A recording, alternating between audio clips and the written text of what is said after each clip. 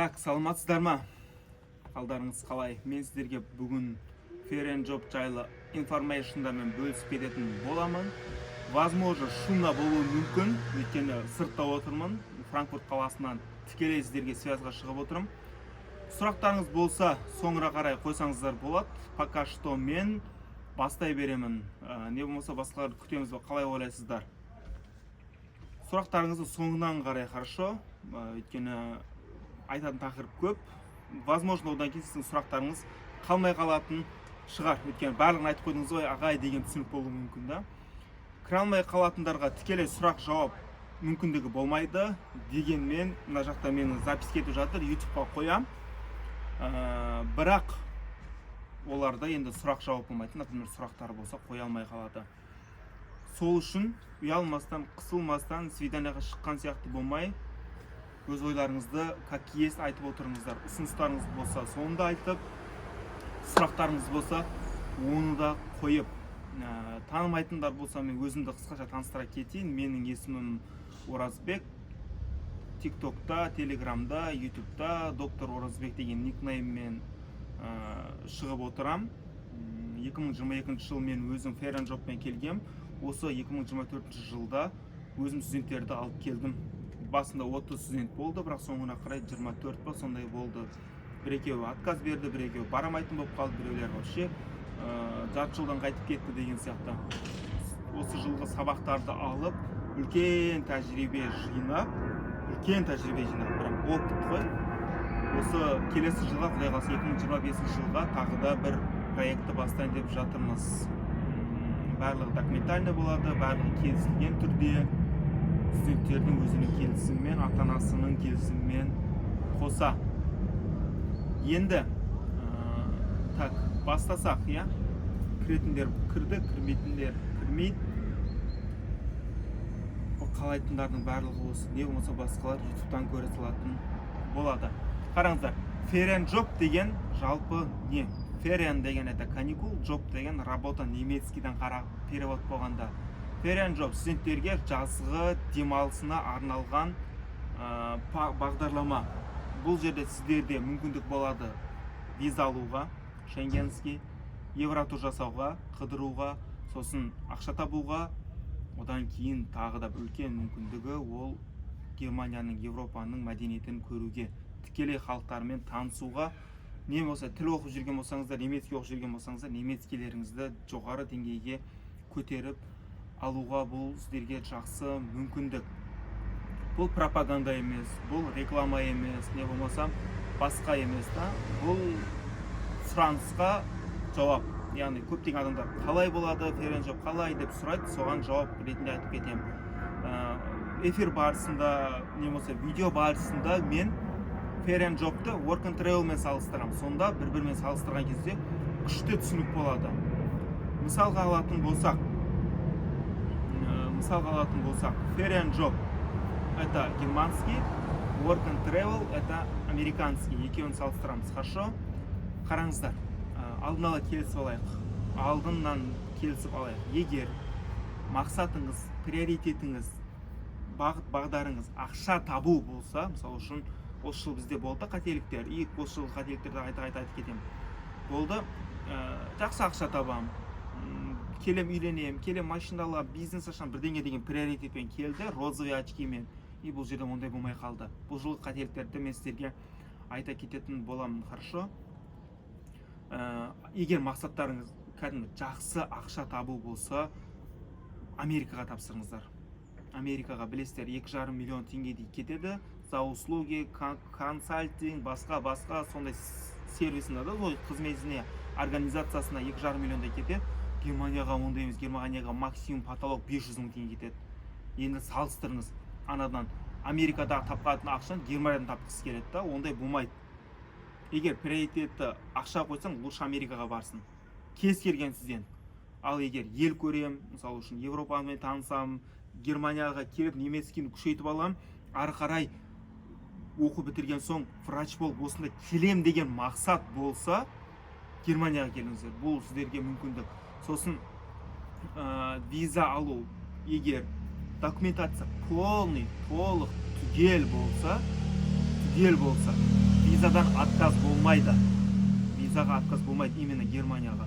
Сосын қандай виза беріледі десеңіздер, сіздерге шенгенский виза беріледі, 90 күндік виза. Ал егер мысалы үшін 1 июньдан бастап 31 августқа дейін деп сіздер жазсаңыз, жұмыс істейтін периодты сол уақытқа ғана берілмейді. Одан кейін, например, 15 сентябрьға дейін беріледі, чтобы сіздердің қыдыруларыңызға да мүмкіндік болады. Не болмаса, ары қарай ерте кетулеріңізге де болады, ол без проблем. Шенгенский мен национальный визаның айырмашылығы, шенгенский визада сіздер, например, Германияға келдіңіздер, бірақ случайно Қазақстанға қайттыңыздар, жігіттеріне шақырды да қайт деп. И обратно мен жұмысқа істеймін десеңіздер келе алмай қаласыздар. Өйткені ол бір рет кіріп шыққаннан кейін уже недействительно болып есептелінеді. Енді кімдерге арналған? Бұл work and travel сияқты тек студенттерге арналған. Студент болғаннан кейін де универде оқитын студент болу керек. Колледж болмайды. Магистрдің шансы аз. Докторант дегендерді вообще жоқ. Мектептікі де жоқ. Студент болу керек. Өйткені документация сұрап жатқан кезде оқу орнынан справка и immatriculation карта деген болады. Соны толтырады. Оны мынаған immatriculation картаға печат қояды универ. Үлкен қып, мынандай универдің печатын қойып береді. Оны қою үшін университетте оқу керек. Түсініп тұрсыздар ғой да? Талап осы, студент болу керек. Болды. Екіншісі талап, ол бітіретін курс болмау керек. Яғни басқа универлер болса 4-ші курс болмау керек, медицинский универ болса 7 болмау керек, не болмаса қазір 6 болмау керек. Бірақ исключение, осыны уточнить ету керек. Университеттеріңіз, мысалы үшін біздің кезімізде справкасы место учебы 7 жыл деп жазатын еді. Оқу периоды, например, 2016-дан 2023-ге дейін деп 7 жылдық есептеп беретін еді. Ал қазіргі оқу не бойынша, системасы бойынша бакалавр бөлек, интернатура бөлек, бірден қылып тастаған. Егер оқу жылыны 5 жыл деп жазып беретін болса, бакалаврдікін 5 жыл деп жазып беретін болса, 5-ші курсқа бара алмай қалады. Өйткені бітіретін курс ол есептелініп қалады. Мына жақтағыларға түсіндіріп бере алмайды. Қарап тұршы, мына камера жазып жатыр ма, жоқ па? Түсінікті ғой. Осы жерді айта кетейін, исключение болып қалмау керек. Тағы ағай айтылмады ғой, 5-ші курстар басқа болады деп айтқан едіңіз ғой деп емес. 5-тен кейін де болады. Мен өзім 6-тан кейін барғам 2022 жылы. Одан кейін де болады. Но оқу орнынан справка кезінде жазылу керек. Мынанша болып 7 жыл оқиды, 6 жыл оқиды, әлі бұл бітіретін курс емес деп көрсетілу керек. Түсінікті ғой. Енді феррен жоптың қандай пайдасы, не болмаса қандай минусы бар. Пайдасына келетін болса, жаңа айтып өткен, бірінші болып сіздерде виза, ол шенгенский мысал үшін виза алу оңай емес. Оны білесіздер, көптеген туристический агентстволар одан қымбат алады. Сосын келгеннен кейін сіздерде жұмыс істеп ақша табу мүмкіндігі бар. Ұмытпаңыздар, work and travel бұл жерде, work деген части бар, только travel мен келу керек емес. Не болмасам, просто виза алып алып, жұмыс жасамай, только travel жасап келе берем, бір апталық болсын десеңіздер де болады. Ол да без проблем. Самый главный сіздерде виза болады. Сосын ел көру мүмкіндігі бар. Мысалы үшін біреулерді мен университетте көргенім, общежитиеда үлкен ақ плакаттарға жабыстырып қоятын еді андай деп. Париждің суретін қойып қойып, армандаған қалам осы, ойбай депші. Ондайды көруге де мүмкіндік бар. Мысалы үшін Германиядан бір 8 сағаттық жол ма, автобуста сондай. Не болмасам 1 сағат, жарты сағаттық па сондай болды Париж бен Франкфурттың арасында. Сөйтіп барып қайтсаңыздар болады самолеттарда. Это вообще без проблем. Евротур жасауға. Не болмаса 70 жылдан кейін судың астында қалатын Венецияны көріп қайтуға болады. Барселонаға барсаңыздар болады. Германияның өзінде қыдыратын жерлер бар. Берлин бар, например, соғыстың отаны болған. Бұл айтқанда қыдыру. Одан кейін сіздерде достар, окружение табу, мысалы үшін немістермен достасуыңыз мүмкін, басқасы. Одан кейінгісі ол медиктерге көбінесе арналған. Немец еңіз жақсы болса, мына жерде арқарай күшейтіп кетуге. Кешіңіздер. Яғни немістермен сөйлесіп, өзіңіздің тіл деңгейіңізді көтеріп алуға. Мысалы үшін А2 мен келсеңіз, 3 айдың ішінде сіздер Б1-ді алып кетулеріңізге болады. Яғни оқып, қарап, көріп, түсініп, үйреніп. Одан соң талаптар мен құжаттар. Жаңағы талаптарды айтып өттім, студент болу керек, бітіретін курс болмау керек. Тағы бір менің талабым, мен қойған, жеке қойған талабым, ол неміс тілін білу керек. Неге десеңіздер, Америкаға бару үшін английский білу керек қой. Английскийді білу керек, артынан консульствода собеседование болады, work and travel'да. Германияның бір плюсы собеседование болмайды. Документтерді четко, дұрыс дайындасаңыз, 100% виза аласыздар. оған мен гарантия беремін. Бүкіл документ дайын болу керек. И виза история дұрыс болу керек. Яғни Германияға не болса шенгенский зонаға бұрын келіп, мына жақтан нелегально істеп, депорт болып, қамалып, сотталып, ақшасын алып бермей кетіп, ондай болмастан четко болса, виза алу шансы өте жоғары.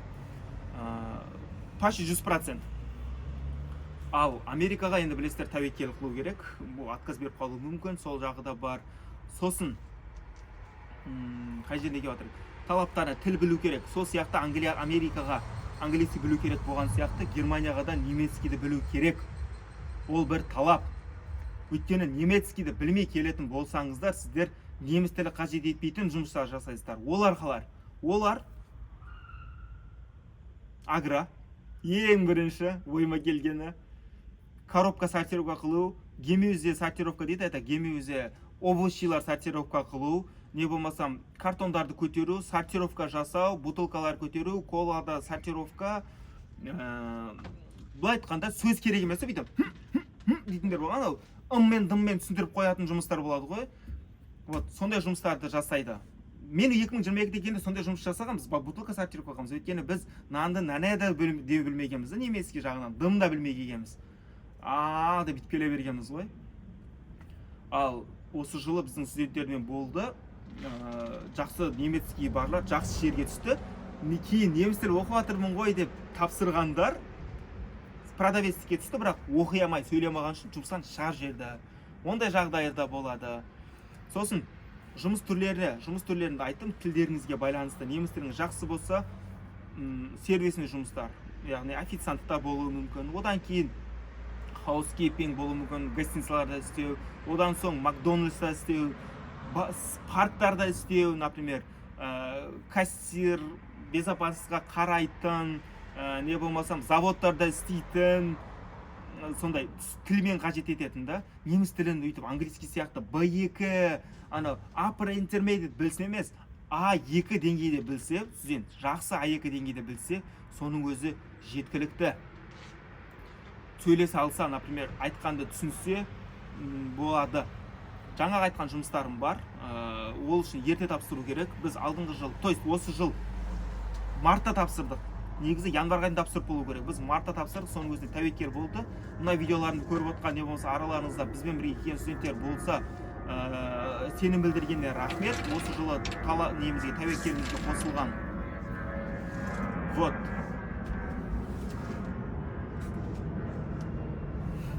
Осындай кезде тазалап кетеді да біздікі. Түсінікті ғой. Тәуекелге барған студенттерге рахмет. Бұл жыл ондай болмайды, біз январға дейін барлығын тапсырып тастаймыз. Құдай қаласа деп тұрмыз. Сенім білдірген студенттер көп, талапта көп, сұраныста көп. И бізбен келетін студенттерге, мысалы үшін, как положено договор болады. Енді жұмыс түрлерін айтып кеттім. Енді жұмыс табу жолы мынандай. Өздеріңіз тапсаңыздар да болады. Оны жасыру керек емес. Біреулер агентстволар жасырады ғой, ойбай деп. Не болмасам агентстволар, яғни консалтинг фирмалар, не болмаса біз сияқты организацияларға жүгінсеңіздер болады. Мысалы үшін, мен айтатын едім, организацияға жүгінген жақсы деп, не болмаса агентство, не болмасам консалтинг фирмаларға, потому что мен білем, бір Макдональдс деп айтайық, Макдональдсқа 20 шақты студент керек. Жаздың ортасында да 20 жұмыс орны бар. Оған бізге 20 жұмыс орны бар, вакансия деп отпайды олар. Оларға да выгодно просто бір консалтингға жазып, маған 20 студент жібер деп айтуда. Олар студент 20 студент документациясы бүкін толқып дайындап жібереді.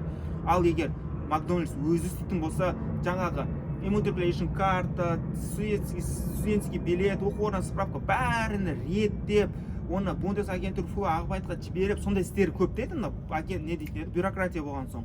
Сондайларды өздері істегеніміз келмейді, сразу консалтингмен келіседі.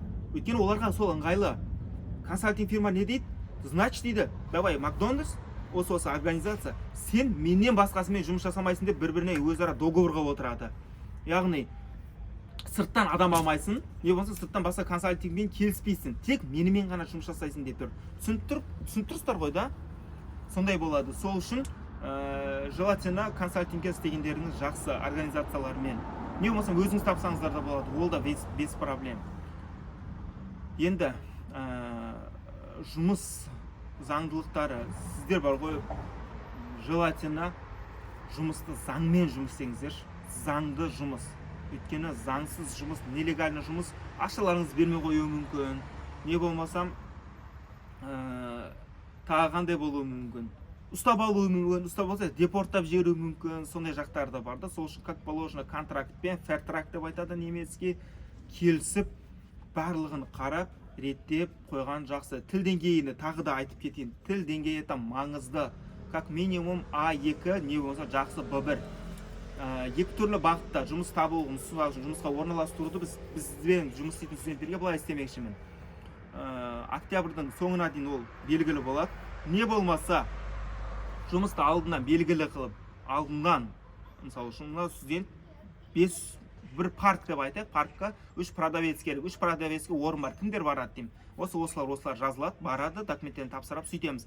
Не болмасам екінші вариант бар бізде. Ол Германияға келеді, какой-то бір организация, бір адрес болады, сол жерде собеседование болады, осы сондай бір студентімізбен болды. Собеседование тілі тексереді, тілі қандай жерге жетеді, сол жерге жібереді. Например, Кёльнда собеседование болса, Мюнхенде орын бар ма? Давай сен Мюнхенге барасың, давай сен Берлинге барасың, давай сен Агроға барасың, давай сен мына жаққа барасың деп тіліне қарап жібереді. Ол кезде студенттердің жауапкершілігі өзіне болады. Яғни тіл оқып жүрмін ғой деп жүре бермейді, нормально оқиды сол кезде. Енді құқықтары және шектеулері.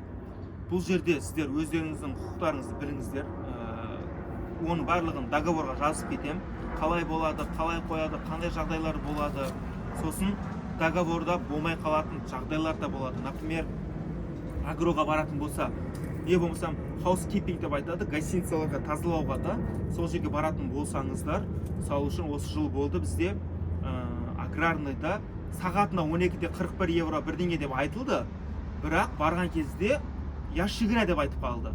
Неге десеңіздер, ол жерде барлығы зор істейтін емес жұмысқа барғанда. Неге десеңіздер, мамасының балдары да барды осы жыл, который қолынан дым да келмейтін, бірақ талап ете беретін. Енді ол жұмыс берушінің өзіне не выгодно. Жұмыс берушінің орнына өздеріңіз қойып көріңіздер да. Сіз адамдарды жұмыс істетіп жатсыз, и ол азана кешке дейін просто так 2 ящик теріп қойып, уақыт өткізіп, сағатты ой деп қойып жүрсе, оған да сіздердің жындарыңыз келеді ғой, жұмыстан шыға жіберсе. Сол сияқты ящигіне істеп қойды. Хотя ол договорда көрсетілген дейді. Кішкентай, соның үшін оқу керек договорды жақсылап қарап көріп. Түсінікті ғой, осы жеріне дейін кімде сұрақ бар, дайындап қойып, жазып қоя беріңіздер, мен дәл жалғастыра берейін. Одан кейін housekeepingде, например, бір күнде 2 комната тазалап қойып отпайсың да, өзің үшін істейсің. 10 комната тазалай аласың ба, 10 комната тазала, ақшасын аласың. Например, бір комнатаға 10 евро беретін болса, или бір комнатаға 5 евро беретін болса, 10 комната тазаласаң 50 евро деген сияқты ғой. Ол жағы да бар. Ал Макдональдс, мысалы үшін сондай жұмыстар, олар или болмаса ресторандағы или продавец жұмыстар, олар постоянно болған үшін олар сағатына береді. Ол өзгеріссіз. Ал ондай жұмысқа тұру үшін жақсы тіл керек. Жаңа да айтып өтіп кеттім. Сосын права болған жақсы, өйткені машина беріп қалатын жерлері де бар, машинамен доставка қылатын жерлері де бар. Правасы барларға сондай жақтары бар. Енді жұмыс істеу ұзақтығы қалай деген сұрақ болатын болса, ол мен өзім 26 июнь күні барғам, июльның басынан бастап жұмыс істегенбіз. Біз 28 июльдан бастап жұмыс істегенбіз, 2 ай жұмыс істегенбіз. Нормальный жақсы жалақы алғанбыз қолымызға. Мысалы үшін біреулер айтып жатыр, ағай 2 ай ғана оқып баруға бола ма, андай байынка, майынка, тағы не бар. Сондай жұмыстарымыз бітіріп барсақ бола ма дейді. Болады, без проблем. Бірақ баруға точно қылып, келісім шартқа қойып, реттеп, визаны алып қойып, кейін баруға болады. Не болмаса, Назарбаевскийде оқитын студенттер бар екен, олардікі июнь и июль ғана жұмыс істейтін да. То есть жұмыс істеуге мүмкіндер августтан сабақ басталады деді. Оған да без проблем баруға болады. Бірақ барғаннан кейін жұмыс берушіге ескерту керек, мен осы уақытқа дейін ғана жұмыс істей аламын деп. Өйткені сіздердің орындарыңызға басқа адамды табу керек. Не болмаса бір апта бұрын айту керек. Мысалы үшін мен бір аптадан кейін кетемін. Не болмаса осындай случай болып тұр деп, экстернді түрде емес та. Осы жақтардың барлығын қарастырыңыздар, ойластырыңыздар, реттеңіздер. Енді мысалы үшін сосын студенттер, пожалуйста, есіме келгенде айтып кетейін, оқуғадан барасыздар ғой, оқуларыңыздың проблемаларыңызды шешіп кетіңіздерші. Неге десеңіздер, бізде бір случай болды осы жыл. Июльның басында келді, июльдің басында келді. августтан сентябрьға дейін істейтін бала еді, бірақ оқуындағы практикасын жаппай кеткен, то есть сөйлесіп кеткен, бірақ жауап береміз дегенде апайлар бірақ жаба алмай қалған. Содан кейін проверка болған, әйтеуір өйтіп еді проблемасы көбейіп, не болып қалған, қайт деген, қайтпасаң оқудан шыға жареміз деген. Сонымен августтың басында қайтты, бір ай ғана жұмыс жасады. Түсінтірсіздер ғой, сол жақтарда бар, сол үшін проблемасыз келсеңіздер тыныш боласыздар, практикаларыңызды шешіп келсеңіздер басқасы. Вот. Енді Германиядағы шығындар, қандай Германиядағы шығындар? Мысалы үшін сіздерде не болуы мүмкін шығын? Это квартира. Бізде осы жыл 3 студентті не қылды, шақырды, то есть немецкий барып продавецке шақырды, үшеуіне тегін орын берді, жататын жер тегін болды, бірақ олар немецкий болмағаннан кейін жұмыстан шығар жерді. Сол үшін немецкий білу керек деп отқаным сөз. Кейбір жерлер күнде 10 евродан төледі. Бұл дегені 30 күнге 300 евро алады. 300 евро ол неге? Квартираға. Мен өзім 600 евро бергенмін. Бірақ менің приоритетім ақша табу, жалмаң деген болмағанда, осы жыл біреулер 300 евро екен, 150 мың теңге болады екен квартираға, мама деп жылаған, кешіріңіздер, жылауықтар болды да. Сондай балдар болды. Өйткені оның приоритет басқа. Германия мен Қазақстан салыстыруға келмейді. Екі түрлі категория, екі түрлі басқа менталитет, басқа финансовый не да. Салыстыруға келмейді былай айтқанда. Сол үшін мен өзім 600 евродан бергем. Соның өзіне маған 1600-1700 қолыма түскен нетто. Зарплатаның түрі екі түрі болады. Брутто, нетто деген. Бруттосы, например, 12-де 41 деп көрсетілді сағатына. Неттосы ол 10 евро болуы мүмкін. Сіздер налогтарыңызда ол. Сосын налог төлегеннен кейін сіздердің бір айға, например, қанша, 3 айда сіздер 300-400 евроларыңыз налогқа кетуі мүмкін ғой. Сол налогты сіздер қыстан кейін қайтарып алсаңыздар да болады. Бірақ мен өзім қайтарып алмағам. Маған Германия соншалықты мүмкіндік берді, қолдады. Германияға менің поддержкам болсын дедім. Қайтарып алғандар көп, бірақ қайтарып алғандар болды. Вот. Сол жағы да бар. Налог деген тема осы. Сосын орынды айттым квартираны. Сосын агроға баратын студенттер болса, оларға контейнер беріледі. Не болмаса басқалар болатын болса, өздерінің квартира, басқалары болады. Қандай квартира? Люксовый. Тұратын күндігі сондай люксовый болады. Түсінтірсіздер ғой да? Вот. Осындай. Енді тамақтарға келетін болсаң, ет қана қымбат Германияда. Шын керек қымбат. Ал басқалары, продукталары, тамақтары, мысалы үшін бірдей Қазақстанмен даже одан арзан болуы мүмкін. Адамдармен күнде келісіп, студенттермен бірге өздеріңіздің командаңызбен жұмыс жасасаңыздар болады. Жұмыс ұзақтығы 8 сағат күніне, суббота воскресенье кейбір жұмыстар болады, овертайм дейді, көбірек жұмыс жасауға болатындар болады. Мысалы үшін мен келген кезімде менің досымдарым істейтін еді суббота воскресенье, мен істемейден, өйткені мен қыдырып кетіп қалатын едім да, мен по максимально көргім келетін еді Германияның мүмкіндіктерін пайдаланып, таныстар тауып, ел көріп, жер көріп қалайын деп та, жұмыс істеуге үлгерем деп қойған приоритетпен жүретін едім. Солай сіздерде жұмыс істесеңіздер болады, не болмасам аптаның бір күніне демалыс болуы мүмкін. Агроларда осы жылғы программамен салыстырып айтып тұрмын. Сосын, пожалуйста, ойланыңыздар. Ferien job, work and travel. Work деген часті бар. Тек travel'ды ойлап келмеңіздер да, work дегені болады. Сіздер жақсылап жұмыс жасап, расходтарды шығарып алып, плюске кіріп, одан басқа арттырып, MacBook-тен, мен мысалы үшін қазір MacBook-та отырмын, осы MacBook-ымды Ferien job-тан кейін алғам. Сондайлар қылып алып, сондай қылып алсаңыздар болады. Бірақ осын жақсылап жұмыс жасау керек. Түсінтірсіздер ғой да. Ақшамызды шығарып аламыз ба, не болады екен деп тұрып уайымдау керек емес. Ақшаларыңызды шығарып аласыздар, расходтарыңызды ақталады. Плюсқа да кіресіздер, елде көресіздер, жерде көресіздер, басқасында істейсіздер. Оның барлығы болады. Только сабырмен жұмыс істеу керек. Сіздерге ешкім бүйтіп мәде беріп қоймайды. Америкаға барсаңыздар да жылап келіп жатқан студенттер бар. Ағай, қаншалықты қиын болды осындай деп маған. Түсінтірсіздер ғой да. Енді Германиядағы шығындарды айттым, америкалықтармен айырмашылығын айттым. 2024-тегі қателіктер дейді. В целом процессті айта кетейін қалай болатыны. Процесс мынандай болады. Мен сіздерге жеке чат ашам, бізбен жұмыс жасайтындар болса, ішінде контракт жіберем. Ақшасын төлегеннен кейін контрактқа подпись жасаймыз, қол қоямыз. Ақшасы осы жылы бізде 700 евро болды. Оған нелер кірмейді? Ең главный кірмейтін көш, кәме запись өтіп тұр ма? кірмейді, билет кірмейді. Потому что билетті ол өздеріңіз сатып алуларыңыз керек, өйткені біз білмейміз қай уақытта қашан шығатындарыңызды. Ешқайсы агентствомен көрмедім билет алып бергенін. Не болмасам артынан консульский сбордығы кірмейді. Например, визаметрикке кірсеңіздер 80 ба қанша евро төлеу керек. И бұл жыл бізде страховка да кірген жоқ. Бірақ мен құдай қаласа келесі жылға страховканы қосайын деп тұрмын. Өйткені страховый компаниямен келісуге болады. Жақсылап келісіп, мысалы үшін ақшасын төлеп, давай бізге виза страховка істеп бер студенттерге деп айтып істеуге болады. Бұйырса, жақсы ниетпен қылып тұрмыз. Әлі баға өзгерген жоқ. 700 евро максимальный осы болады. Не болмаса мүмкін түсуі мүмкін, одан да түсіруге, не болмаса осы ценаны сақтап қалуға. Менің ойымша 350 мың теңге 700 евро онда көп ақша емес. Смело ақтауға болады. Жеткізіп шығарып жасауға 10 күнде жеткізіп, 10 күнде емес, жақсы жұмысқа түссе 5-10 күнде шығарып алуға болады ана ақшаларды. Түсініп тұрсыздар ғой. Процесс қалай болады?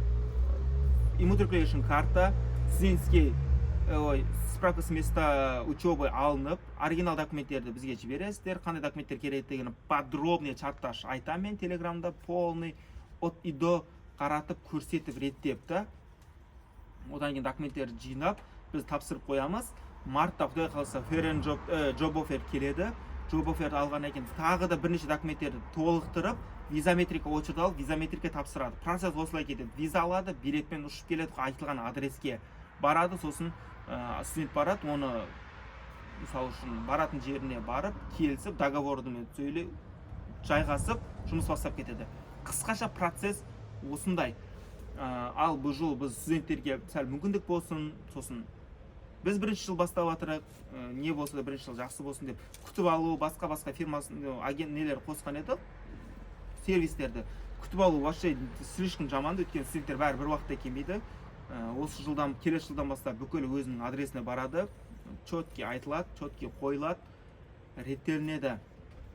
Сосын, пожалуйста, қателіктерді айтып баратырмын, мама папаларыңызбен сөйлесіп, ақылдасып баратырмын, оны осындай екен, мынандай деп келісілген түрде келіңіздер. Или болмасам жауапкершілікті өздеріңізге алып келіңіздер, мама папа деп жылай берместен. Осындай студенттер болды бізде, бірақ болған жақсы болды, 10 жылдық опыт болды бізде. Күйіп пісіп айтып отырмын, потому что сондай қылып күйдірді мені кәдімгідей. И барлығы договорда жазылатын болады, как положено. И мен басқа агентстволар сияқты, мысалы үшін басқа консалтингтер бар, 800 евроға істейді, плюс за агентство деп 50 мың теңге алады, плюс за организацию деп. И плюс доставкаға, документтер доставкаға деп тағы 60-80 мың алады. Мен онда емес, просто 700 евро болды, одан артық ешқандай бір тиын алынбайды. Сондай мен істеп оққаннан кейін студенттерден мен талап етем. И сосын мен басқалар сияқты все, Германияға бардым, пофиг маған тастаймын сені, білгеніңді қыл деп қоймаймын. Осы жыл бүкіл 3 ай барысында бүйтіп жүрдім студенттермен. Давай, былай істеңдер, қара, былай болып тұр. Бір студент бізде, бір студент 3 айлық жұмыста 4 жұмыс ауыстырды. Біреуінен шық кетіп, болмайды, анаған кіреді, мынаған кіреді, мамасының баласы болып жылап. Ондай адамдарды мен алмаймын. И бүкілін мен мұны ақша үшін істеп тұрған жоқ болғаным үшін, кәдімгі өзім еңбектеніп жатқаным үшін, мен как положено мынандай қадағалаймын студенттерді, тілдерін, басқасын. Мысалы үшін мына жақтағы организациялар маған сеніп, студенттермен собеседование өткізбейді. Мысалы үшін америкалықтар өткізеді ғой Америкаға бару үшін. Өткізбейді, потому что олар агентстволарға сенеді, хорошо, жақсы студенттер алып келетін шығар деп. Егер мына жақтағы студенттер неміс тілін сөйлемей басқа тұрса, бізге әңгіме айтады. Оразбек, вы что? Қандай студенттерді жібергенсің бізге деп. Ондайды болдырмау үшін неміс тілін мен талап етемін. Английский, русский болса білсем, мынауский. Алдыңғы жыл Өзбекстан мен Қазақстан балдарын салыстырған, Өзбекстанның балдары орысша вообще білмеген, орысша білуді маңызды. Қазақстанның балдары сайрап тұрған, соны қазақтар жақсылау жұмыстарға алған. Сосын жақсы жұмыс жасасаңыздар, келесі жылға, мысалы үшін бізде бір студент болды, түрік ресторанында жұмыс жасады, и енді соны келесі жылға шақырып жатыр екен, бізге келді. Басқасы керек емес, сен кел деп. Түсінікті ғой? Сондай жақтары да бар. Сосын келгеннен кейін ответственность өзіңізге алыңыздар, бар нәрсеге дайын болыңыздар. Көшеге шығу, мысалы үшін өзектерде бір жақсы мақал бар, мұсафір дейді ғой, мұсапір деген қазақша сөз бар, ол еліне сыртқа шыққан адам мұсапір есептенеді. Мұсапір болмай, мұсылман болмайсың деп айтады. Құдай қаласа, сыртқа шыққан соң қиыншылық болады, ничего нормально, өлмесіздер, бәрін көресіздер, жүресіздер, қарайсыздар, үйренесіздер, зато өмірлік сабақты аласыздар, сөйтіп. Түсініп тұрсыздар ғой да? Сөйтіп адам өседі, сөйтіп үйренеді. Жұмыс ес жұмыс. Болады ма? Болады. Демалыс күндерін не істеуге болады? Қыдыруға болады, айналуға болады, көруге болады. сіздерді ешкім ұстамайды, ешкім тоқтатпайды, ешкім не қылмайды. Өйткені сіздерде виза бар, документацияларыңыз дайын, жұмыс орындарыңыз бар, ақша төлеп, налог төлеп тұрсыздар мемлекетке. Сіздерді наоборот қорғайды олар. Жұмысқа барғаннан кейін кешіріңіздер. Жұмысқа барғанда просто жұмыс беруші работодатель ескертіп жүру керек. Мен қыдырайын деп жатырмын, мен не қылайын деп жатырмын, анау қылайын деп, мынандай істейін деп жатырмын, үйтейін деп жатырмын, бүйтейін деп жатырмын деп та. Сол жақтарын реттеп қарап жүрсеңіздер болады. Түсінікті ғой? Енді давайте кімде сұрақ бар, соларға жауап беріп кетейін. Сұрақтарыңыз болса, мен жаңағыдан басқа, мен айтқаннан басқа сұрақтарды қолдарыңыз көтеріп по очереди да давайте сұрақ жауапқа көшейік. Одан кейін мен біліп отырайын, нені қай жерін толықтыру керек. Сұрақтарыңыз болса, пожалуйста, сұрақ жауап айдарын ашық.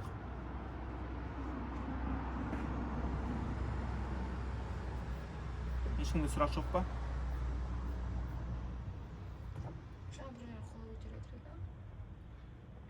Қол көтеріп отқандар ұялып қалады ғой, сөйтіп сол. Все, Аружан тыңдайық. Жоқ, бұл да қолын көтермей қалды. Вот, солай достар. Тағы не айтайын сіздерге? Ферен жоп жайлы. Бұл мүмкіндік. Бұл тәуекел көруге болатын мүмкіндік. Өйткені ақша тауып жұмыс істеп үлгересіздер, бірақ 18-25 жастың арасында евро тур жасап, ақша тауып, ито ел көріп, жер көріп, неміс жігіт тауып, неміс қыз тауып жүргенге жетпейді. Ал Мадина, сұрағыңыз болса, жауап беріп кетсеңіз. Мен жауап беріп кетсем.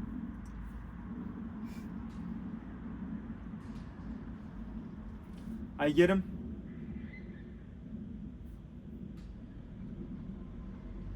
Или мен естімей тұрмын, или сіздер сұрамай тұрып, сөйлемей тұрсыздар. Аха, вот. Осы неміс тілін үйрену кемінде 3 ай керек па, или 5 ай керек па? 6 айдан көп керек. По программу қарайтын болса, A1-сы A1 деңгейі 3 айды құрайды. План бойынша. Одан кейін A2 деңгейі 3 ай. И сосын достар, пожалуйста, просто A2 емес, типа кітапта A2-ні бітірдім деген емес, сөйлесе алатын болыңыздар. Құдай үшін. Неге десеңіздер, мысалы үшін сіздер вдруг барды да, сіз жұмыс істедіңіз, и сіздің жұмысыңыз оған ұнамай қалды, жұмыс берушіге. И сізді жұмыста просто шығарып жіберді. Просто шығарып жіберді. Егер сіздің немецкийіңіз болып тұрса, сізге жұмыс табу вообще проблема емес. В общем, бай-бай білген, жеткізе біл дегенде қылатсыз ғой. Сөйлесе алыңыздар, болды. Айтқанды түсініңіздер, например, су алып кел. Су алып кел. Барып сіз стакан көтеріп барсаңыздар, ол дұрыс емес та енді. Иә. Вот. Су алып кел. Осы неміс тілін бірге, орыс тілін бірге үйренген дұрыс болсаңда, орыс тілде қатты маңызы и английский маңызы. Қанша көп тіл білесіздер, сонша жақсы. Қанша көп білесіздер, резюмелеріңізде бар. Сіздердің ертең Lebenslauf дейді, резюме жібересіздер ғой маған. Сол кезде сіздердің резюмелеріңізде тіл деңгейлеріңіз мынандай болып тұрса, ух дейді, бір көргенде қызығады. Например, английский B2 деп тұрса, немецкий B1, русский B2 деп тұрса, это международный тілдер ғой. Кейбір жерлер бар, тек орыс тілін талап ететін жерлер бар. Кейбір организацияларда, өйткені ол жерде тек украинкалар істейді, украиндықтар істейді. Ол жерде тек орыс тілін білу ғана жеткілікті, бірақ олар аздау. Понимаете? Сол неміс тілін өзің үйренесіз негізі. Түсінбедім. Өзіңіз курс ашқан сол неміс тілін үйренген. Курс ашқан солай дейсіз ба? Курсыңыз бар па сізде? Бізде немецкий орталық бар, да. Құдай қаласа оған тоже новый отбор болады. Пока что оқытушыларды мен реттеп алып жатырмын. Сосын мен айтқым келгені қараңыздар.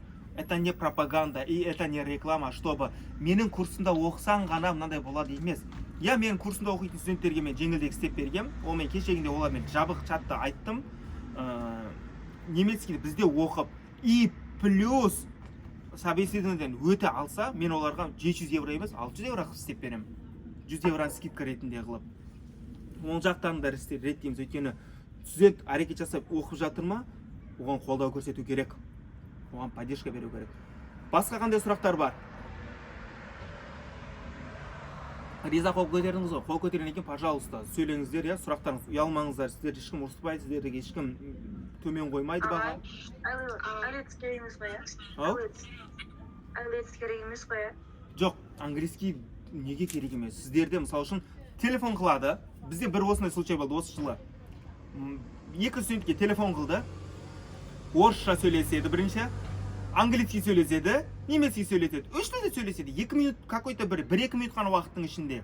Тың тікішқа қойып шығады. Неге десе, неге сөйлеседі? Өйткені біреулер болады да, андай деп. Немецкийім B2, английскийім C1 деп қойып жарайды да. Звондаған кезде мақ деп тұрады. Сондай болдыру үшін звондайтындар да болады. Звондамайтын жерлерде болады, понимаете? Английский білсеңіздер өздеріңізге жақсы. Керек емес деген дүние жоқ. Пошли солай деп ойлаймын. Сіз, получается, әртүрлі жерлерге жібересіз ғой да, резюмелеріңізді, или только в одну компанию? Так, Риза, өте жақсы сұрақ қойдыңыз. Мысалы үшін мен осы Қазақстанда білесіздер, ол дамымаған. Ференджоп деген өзі мен білген жылы ғана бір барған шығар. Жұлдыз деген қызбен біз барғанбыз. Оның услуга сәл қымбаттау. И в целом мен жамандау емес, рекламада емес. Сонымен өзім барғамда, рахмет деймін мен оны жібергеніне, басқа қандай мүмкіндік көре алдым, басқа. Ал мен қазір ол Өзбекстанда өте зор дамыған. Ференджоп бағдарламасы өте көп жермен жұмыс жасаған, көп адамдармен келеді. Мен через Өзбекстан балдармен жұмыс жасаймын. Егер ол жерде енді ограничение ғой, мысалы үшін Қазақстан мен Өзбекстан балдары көп қой енді. Біз осы жылға 30 баланы пландастырып тұрмыз. 10 бала уже бар. Уже осы жыл барғанда келесі жылға броньдап барамыз деп алып қойған. Бұл деген 20 ғана орын болады Өзбекстан балдарымен. Ал егер ол жер толды, все дейтін болса, бірақ мына жақтан студенттер барамын деп тұрса, оларға Германияның фирмасымен тікелей келіскен түрде жұмыс жасаймыз. Ол мен өзім Германияда болғандықтан, ол маған мүмкіндік, это тоже самое маған плюс. Вот. Түсінікті ғой?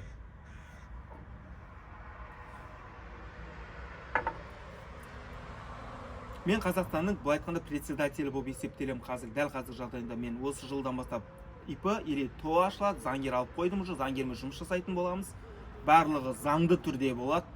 Мысалы үшін ертең сіздер ойбай, мынандай болмай қалды деп отпайтынды болу үшін, как положено, заң жүзінде болады. Сосын қараңыздар, ақша берілу процесі мынандай болады.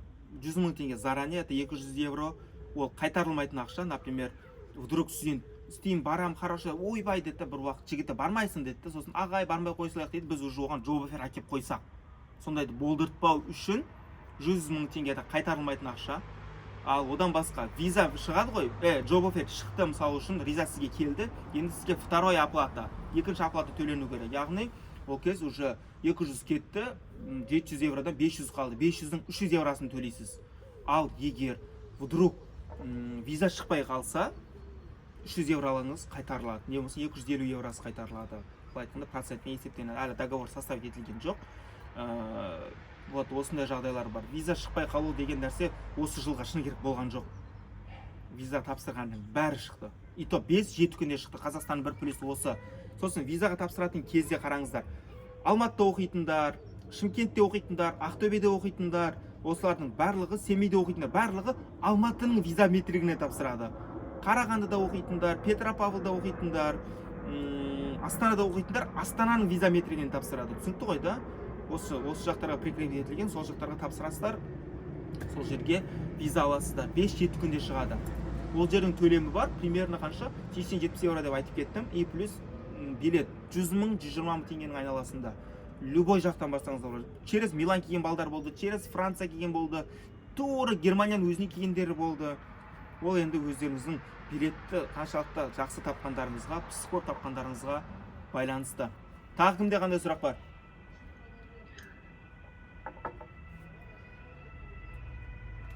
Ага, просто получается, мы же без работы не останемся, Зеленбой, потому что у меня неудачный опыт болта, полностью барлығын өтіп қойдым, но в конце просто работодатель не нашел работу, что-то такое произошло. Сізге работодатель емес, сіздің организацияңыз не нашли работу. организатор, я наверное, скорее всего. Жоқ, Но она скорее сказала, всего что емес. работодатель не может найти. Работодатель. Қараңыз, организация жұмыс табу керек. А рабочий, работодатель жұмыс таппайды. Работодатель только работа береді, жұмыс береді, понимаете? Сол жұмыс беретін адам таппай қалған сіздің организацияңыз. Қай жақпен келіскен едіңіз сіз? Тоже Ферин Джоб. Алматыдағы ма? Алмат. Нет. Но сіздің студенткаңыз сол программамен бардым деп айтты почему-то недавно в инстаграмда. Гүлжан ба? Гүлнұр. Гүлнұр, иә. Work and Travel деген дей ма? Не дейтін еді? Программа, то есть организация, агентство. Агентство Ферин Джоб. Да. Солар былай істеді. Міне сол үшін Гүлнұр деп айтайын. Сол біздің студент қой. Сол барған, ол А1-ді бітіріп барды ма? Қанешіні бітіріп барды? Біздің А2 бітірді менен. А2-ні полный бітіріп барды ма? Короче, А2-ні бітіріп барған. Жоқ. А2 бірді шығар. А2 де бірді. А2 бір бәсе. А2 бірді бітіріп барғанда, и ол жақсы сөйлесе алған. И соны продавецке жіберген. Қалған басқа өзбен барған студенттерді неге жіберген? Аграға жіберген. Түсініп тұрсыздар ғой? И без работа қалмаймыз ғой деген, енді шыны керек бар ғой. Ондай без работа қалу деген менің ойымша сәл қиындау шығар. Қолымнан келгенше көмектесем ғой. Осы жыл жұмыстан шығып кеткен балдардың өзіне көмектесем, шыны керек, хотя ол менің жұмысыма кірмесе де қой құрсын, осынша жақтан барып тұр деп. Иә, біреулер айтады, біздің жұмыс берушілер мына жақтағылар слишком қатал. Немецкий не дейді ғой? Бір сөз бар еді ғой? Немецкий расчет деген сөз бар ғой? Мынандай бүкіл расчетпен 6:30-да жұмыс бастала ма, ровно 6:30-да келу керек. Ой, қазақтарды түсінетін шығар деген өтпейді. Осы жыл тағы болды, жұмыс берушінің алдына барып түкірген. Слишком пунктуальный. Түкірген. Онда бір тупойский нәрселер істеген балдар бар да, элементарный нәрселер. Үй жұмыс берушіге ол ұнамайды. Сосын ана ЧП болып қалса, оған сіздер жақтан болса, оған ешкім шешіп бере алмайды, понимаете? Сол жағында қарастырыңыздар, ойлап барып. Сосын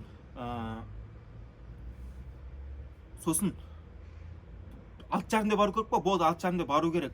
Оларға қызық емес. Бүйтіп айтады, бір студент айтты маған: "Братан, енді жұмыстан шығар жермейтін шығар. Осындай кішкентай түкіргенімізге бола" деген да. Жұмыс берушімен сөйлесіп отқан кезде оған қарай түкірген ба сондай? Неуважение ма? Неуважение. Жұмыс беруші шығар жерге ақысы бар ма? Ақысы бар. Сөйтетін болса, сонша Қазақстаннан келді, қой енді шығармайтын шығар дейді. Оларға без разницы, сен Қазақстаннан келдің ба, Өзбекстаннан келдің ба? Өзі олар андай стан дегенді жаман көреді, көбі жаман көреді емес. Андай жаман көзқараспен сәл бүйтіп қарайды. Өйткені Афганистан деген, Афганистан десе уже Қазақстан, Өзбекистан, Киргизстан десе бүйтіп қарайды бәрі. Чотам деп қойып ше. Сол үшін четко жүру керек, да, нормально жүру керек. Ағай, соңғы сұрақ еще последний.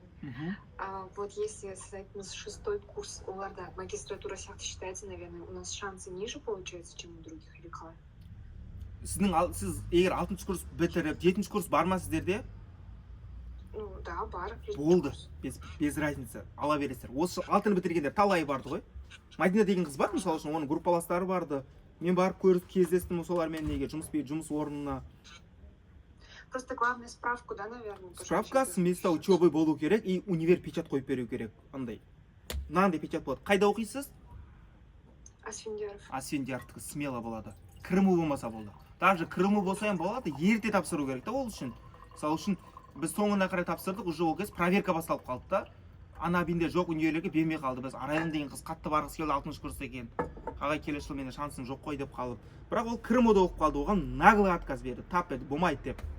Бірақ частныйда оқитын ана Туран ба, Турфан ба деген бар ғой универ Астанадағы.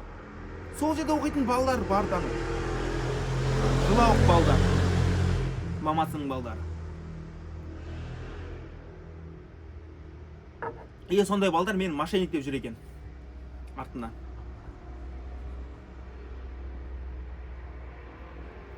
Сұрақтарыңыз болса, достар, сіздердің сұрақтарыңызға қарай мен мына жерде эфирім кетіп жатыр. YouTube'қа салам осыны. Сұраққа байланысты жауап қылып, толық от идо деп. Ұялмаңыздар, как есть қойыңыздар. Мына жерде Аружан қайта қойып жатыр еді ғой. WhatsApp, Telegram'нан жазып жатыр едіңіздер ғой. Не болды, сөйлемей қалдыңыздар ғой.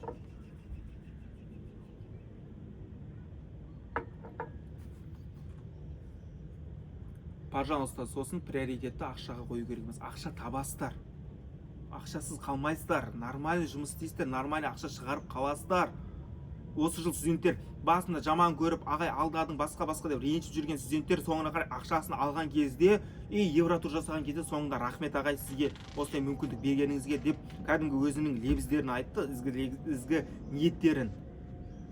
Сондай болып қалмау үшін, как положено бәрін договорға жазып шығам, заңды түрде болады, барлығы келісілген түрде екі жақтан.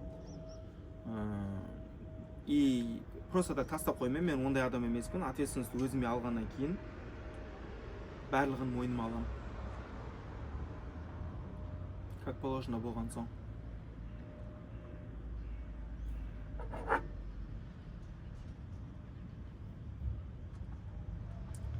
Сұрақ, жастар, сұрақ.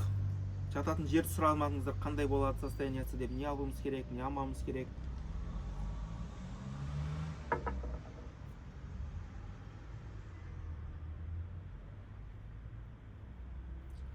Қарабай, Жанатбек, Нағбай, Аида не болады мына жақтан? Пожалуйста, жастар, қолдарыңыз көтергеннен кейін сөйлеңіздерші. Ассалаумалейкум. Уағалейкум ассалам. Оразбек аға, сол 10 адамда бар едім. 250 қашан дайындап қоясыз? Сұраған. Документ жинау басталады октябрьдің соңына қарай. Или октябрь кезінде уже печат қойдырып бастау керек. Сол кездерде реттеп қоя берсеңіздер болады. Мысалы, 250 мың теңгені бәрін срочно сразу деп оққан жоқпын мен. Бастапқы төлем, скорее всего, 100 мың теңге қып бекітеміз. Мен әлі уверенно, точно осындай болады деп айта алмай тұрмын. Бірақ точно айталым, 700 евродан көп болмайды. Оған мен гарантия берем, 700 евродан көп істемеуге. Мен қалаймын арзандау істеді. Мен алдыңғы жылғы істеуіне мақсатында сол болған, понимаете? Оразбек аға, кейін сұрайын дегенім, сіз ет қымбат дедіңіз былай. Етті с собой аэропорттан өткізер ма? Ой, ет қымбат дегенде Қазақстанмен салыстырсаңдар қымбат болып көрінеді. Так мына жақпен салыстырамыз нормально. Кешегінде біз не істедік? Қойдың анаусын, аяқ қабырғасын, малдың етін, тауықтың етін, тауықтың асқазанын алып есептесем қанша? 38 ғана евро болды. Фигня болды ана ақшасы. 38 евро деген в общем, нормальный ақшадан ақша. Ондай көп ақша емес та. Нормальный жетеді сосын өздеріңізге. Аш қалмайсыздар ондай. Все. Қазақстанмен салыстырғанда ғана қымбат болып есептелуі мүмкін бүйтіп. Пожалуйста, Қазақстанмен салыстырмаңыздаршы. Бүйтіп қанша 50 евроға продукта қылдық десе, 25 мың теңгеге продукта қылдық қой деп емес та. 25-ақ 50-ақ евро нормальный ақша ол. Табуға болады да. Нормальный өмір сүруге. Халал тамақтан вообще проблема емес. Түкірсеңіз донор кебапқа тиеді, түкірсеңіз донор магазинге тиеді, түкірсеңіз донорский андай маркеттер бар, соған кіріп халал ет, халал тамақ, халал картошка, халал колбаса, сондай бүкілі бар. Вообще проблема емес. Кейін Оразбек аға сұрайын дегеннен, мынандай работодательдер не против, если сен типа намаз оқитын, анау былай қоса қарайтын? Бұл жерде ондай религияға ешкім қарсы емес. Наоборот, сізді қолдайды. Егер, например, жұмыс берушіге барып қалдыңызда, сіз намаз оқып алуым керек еді, осындай мысалы үшін таңғы уақытта оқимын десеңіз, не болмаса, олар сізді қайта қолдайды. Давай дейді, не мешай дейді, намазын оқып алсын дейді, например, жұмыста жүрген кезінде ше. Все, тиіспе оған деп. Религияға бұл жерде құрмет өте жоғары, қатты жақсы қолдайды. Жақсы сұрақ қойдың, молодец. Мен ойымдағы барын айттым, сіздерден сұрақ болса, мен тағы да ойыма, осыны айту керек еді, осыны айту керек еді деп айтам. Сол үшін сұрақ қойыңыздар деп тұрғаным. Кейін Оразбек аға, сұрайын дегеннен, тамақ қалай болады? Өздері работодательдер өздері береді мейлі, өзіміз дайындап Егер ресторан, мысалы үшін бізде бір ресторанда істейтін бала болды деп айттым ғой, сол балаға жұмыстан берілді. Ал аграрныйда істейтіндер өздері дайындап алды, өздері дайындап алып барады, басқа. Біз істегенімізді бізде өзіміз дайындап алып барғанымыз. Өздеріңіз дайындайсыздар, өздеріңіз дайындап алып барасыздар. Не болмасам, жұмыстан берілетін жағдайларда болады. Жұмыстан тегін берілуі мүмкін, не болмаса, жұмыстан ақшаларыңызды алуларыңыз мүмкін, айлықтарыңыздан алып қалатын қылып. Түсінтірсіздер ғой? Жататын жері қандай жұмысқа байланысты ғой? Бастан жұмысқа байланысты. Мысалы үшін жұмысты ең көп, ең главный жұмыспен жататын жермен қамтамасыз ететін жұмыс табу керек та. Кейбір жұмыс орындар бар, жай орын бермейді. Тұрсыздар ғой, орын беретін жақсы жер, күніне мысалы үшін 20 евродан максимум болуы мүмкін, 10 евродан болуы мүмкін, 8 евродан болуы мүмкін, күніне 5 евродан болуы мүмкін. Тұрсыздар ғой да? Ол мысалы үшін 10 евродан болса, айына 300 евро болады. Оны сіздер сразу төлемейсіздер, зарплаталарыңыздан алып отырады. Сәлеметсіз бе, мен сұрақ қойсам болады ма? Саламатсыз ба, конечно. Сіз алдында жаздың ортасында бір оқушылардан жинап едіңіз ғой, 50 мың теңге депші, чтобы уже баратындар тізімін деп, солар дайындалып жатыр ғой, әлі қазір барлығындай сервисқа қарай жүгіріп жатыр, ешқайсысы агромен жоқ, Бұл жыл мен Өзбекстанның балаларына да, Өзбекстанның мысалы үшін не ғой, олар менің совместный нелерім ғой, партнерларым ғой, былай айтқанда. Оларға да айттым, біздің Қазақстанның балдарына агро керек емес дедім. Категорически қойып тастаймыз, керек емес оған. Өйткені агрода көп Қазақстанның балалары істей алмай қалады екен. Өзбекстанның балдары пысық болады, істей алады, істеді. Қазақстанның қыздар балдары да істеді, бірақ бір апта қиналғанға шыдай алмай қалды да. Мысалы үшін Мадина деген қыздар агрода істеді. Четко істеді, зор істеді. И жақсы ақша тапты. Неге? Өйткені агрода сезонный ғой, жақсы ақша табуға болады. Мысалы үшін ящикке, бір ящигіне 10 евродан берем дейтін болса, 10 ящик терсеңіз 100 евро бір күнде. Да, жұмыс қиын, бірақ ақшасы жақсы. Так, негізінде былай, өздерінің таныстарымен барғандар, барлықтары бірге тұруға болды, өздерінің таныстарымен бірге. Мысалы, мен ата-анам бір адам таныс адаммен бар деп айтады, бірақ та ондай адам баратын жоқ та, неміс тілін үйренгісі келмейді деген сияқты айтқандарым ішінде. Осы баратындар ішінен бірге тұруға болады ма? Конечно. Мысалы үшін былай айтуға болады. Мысалы үшін айттым ғой жаңа, бір жерге, мысалы үшін 4 официант керек, который тіл білетін, да? Сол кезде мен айтам, так, студенттер, 4 студент керек бізге. Десем, сіз жазылады, мен деп. Сол кезде 4-інің арасында болса, бір жерге 4 адам кетіп баратыр. Түсінтірсіздер ғой? Ішінде сіз болсаңыз, қалған 3-еуі сіздің досыңыз. Не болмаса, бір группадағы адамдар. Не болмаса, медик студенттер, Қазақстан студенттері.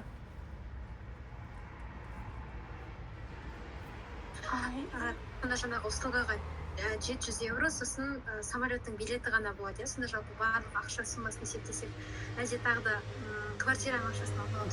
Жоқ, қараңыздар. Шын керек, как есі айта салайық, жасырмай, басқа қылмай, ойбай, не қылмай демей. Мысалы үшін қараңыздар, былай болады. 700 евро деп айттым, дұрыс па? Одан кейін консульский сбор бар, 80 қанша евро. И плюс билеттеріңіз бар. 120 мың теңгенің айналасында болады. 100 мың, 120 мың теңгенің айналасында. Или даже, возможно, одан қымбат болуы да мүмкін. Ондай плюс мен істеспей керек. И плюс, қараңыздар, зарплата алғанға дейінгі өмір сүру бар ғой мына жерде. Соның ақшасын да алып келіңіздер. Мына жерге дымда келген да, ана балдар бар ғой, шыны керек, білмеймін, несіне сеніп келген, мамасына сеніп келген, папасына сеніп келген ба, даже мама папасы да ақша жібермеген ғой, бір қалтасына салып жібермеген. Еще мама папасы маған жазады, балам, ақшасыз қалды бірдеңе депті. Сол кезде айттым, дейтін маған әңгіме айтқанша, балаларыңыздың қалтасына, балам, зарплата түскен дейтін өмір сүріп болмыш болып кетпей деп 300 евро салып жіберсеңіздер болмай ма деп айттым да, мысалы үшінші. Ол мен үшін емес, өздерінің балдары үшін ғой.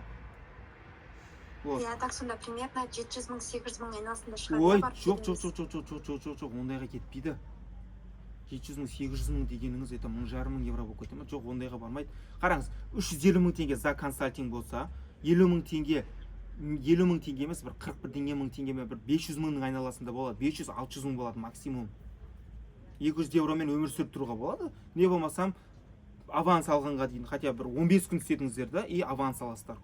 Можно. Просто көп жел айтады да, Германия ең өмір сүруге қымбат еді. Мен примерно өз ойыммен 800 мың, сондай 700 мың соның айналасында есептеп жүрмін да. И то оның өзі аз деп қоямын.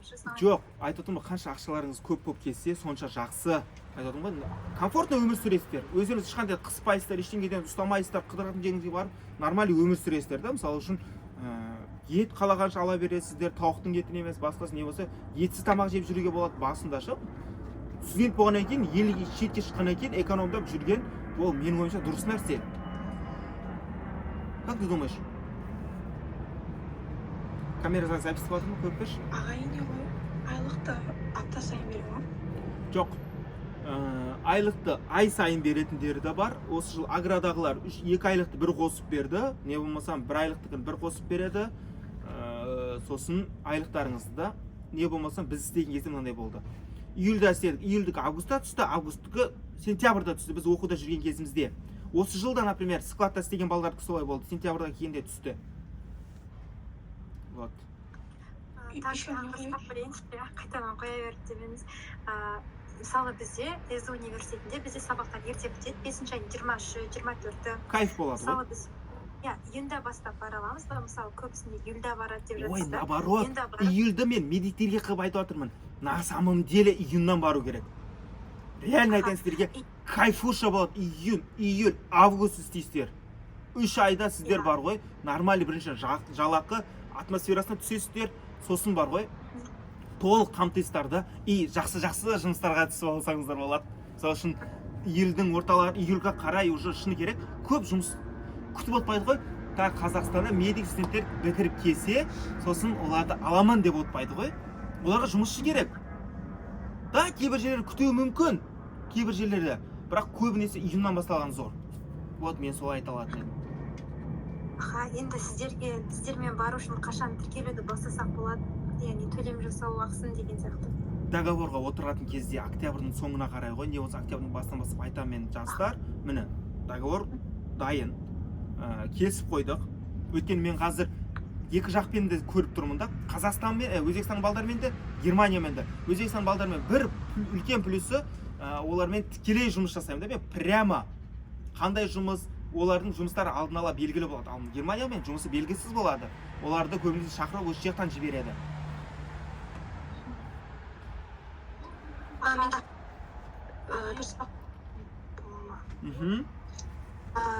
Сіз айттыңыз ғой, басында сіз барған кезде қарттар үйінде волонтер болдыңыз, иә? Біз сондай жұмыс жасай аламыз ба? Жоқ, ол программа буфти, это волонтерская программа, басқа. Ол вообще басқа программа. Ол үшін сіз оқу бітірген болуыңыз керек. Перен жоқ дегенде студенттерге ғана арналған. Ахау, тыңдап тұрмын. Біз әр квартираны интерндар 6-шы курс оқимыз да. Мысалы бітіріп біз бұйырса ертең жазда баратын болсақ, біз кіре алмаймыз ба сонда оған? Неге 6-ны бітіргендер бара алмайды? Сіздер 7-ші курс бар емес пе әлі? Жоқ, сол жаңағы волонтерство қарттар үйіне. 7-ші курстан кейін бара аласыздар? 6-дан кейінші. Ол 3 айлық болмайды, ол волонтерский. Волонтерский деген ол жылдық болады, 1 жылдық, 2 жылдық.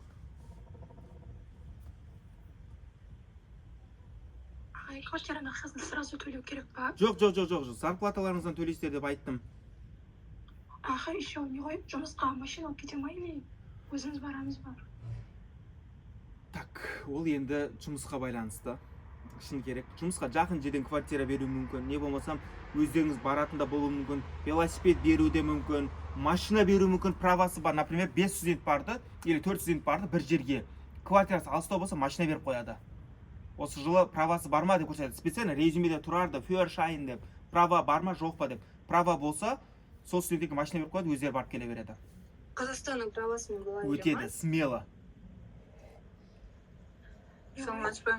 Саламатсыз ба? Сізбен не отырамыз ғой, контрактқа. Мысалы біз ол кезде немецкий тіл қатты дамымаған болады, бірақ потом біз барғанға дейін дамытамыз ғой оны. Құдай қаласа. Сол үшін айтып отырмын, сол үшін мен ертерек айтып отырмын. Октябрьда, мысалы үшін сентябрьдан бастап айтып жатырмын. Алдыңғы жыл мен мартта айттым студенттерге, өйткені біз мартта бастадық, понимаете? Біз мартта бастадық, тәуекелмен кеш бастадық. Соның өзінде студенттермен біз ептей алдық. И март, апрель, май олар үшін аздық еді неміс тілін үйренуге. Сөйтіп олар жұмыс орнына барды, жұмыс орындағылар, бұл сөйлемейді ғой деді, жұмыстан шығар жерді. Сөйтірсіздер ғой да? И олар агроға барды. Өйтіп жайғастырдық. Келесі жыл ондай болмайды. Жұмыстан шығар жерді, это уже не наша проблема. Еще ағай, билет бар ғой, билет алған кезде қандай да бір проблемалар болды ма сіздерде? Жоқ. Просто Каспийге кіреміз, яғни саламызда. Иә, проблема емес. Бір ғана проблема болды, біздің студенттердің самолетта кешігіп қалып, Қазақстаннан ұшатын самолет кешігіп қалды, Германияға, Турцияға түскен кезде Стамбулдан. И мына жақтағы самолет ұшып кетіп қалды. Одан кейін басқа самолет бар, басқа самолетқа Пегас ауыстырып берді, бірақ студенттер чемодандарын өздерімен алу керек болғанда олар алмаған, өздері ұшып келе берген Штутгартқа, чемодандар жоқ. Осындай проблемалар болып қалмаса, аттак приключение бұның барлығы ертең қызығып еститін болады. Жұмыстан шығарып жібергеннен кейін қайтадан жұмысқа тұруға боламыз. Болады, бірақ қиындау болады. Өйткені процесс долгий болып кетеді. Германияда бюрократиялық мемлекет.